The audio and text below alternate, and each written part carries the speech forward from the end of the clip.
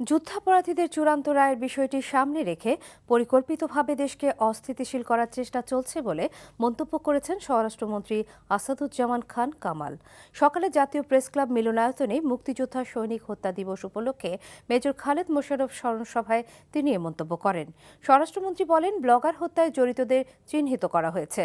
5টি মামলার 3টির চার্জশিট দেওয়া হয়েছে। এগুলোর বিচার কাজও শুরু হয়েছে। বাকি 2টি চার্জশিট জমা দেওয়া বাকি আছে। তিনি আরও বলেন, যারাই বিএনপি, জামাত, শিবির, তারাই আইএস, তারাই আনসারুল্লাহ বাংলার টিম। যুদ্ধাপরাধীদের বিচারকে বানচাল করতেই মূলত তারা এই ঘটনাগুলো ঘটিয়ে জনমনে আতঙ্ক সৃষ্টি করার চেষ্টা করছে। সভায় সভাপতিত্ব করেন খালেদ মোশাররফের স্ত্রী সালমা খালেদ। যুদ্ধাপরাধীর দণ্ডে যারা দণ্ডিত তাদের রায় কার্যকর হতে যাচ্ছে, সেই জন্যই একটা অস্থিতিশীল পরিস্থিতি এবং তারা নানান ধরনের কায়দা কানুন করে দেশকে একটা অরাজক পরিস্থিতি নিতে চেষ্টা করছে। সবই যাহাই জেএমবি, তাহাই আনসারুল্লাহ বাংলা টিম, তারাই আল কায়দা, তারাই আইএস, তারাই সব এক।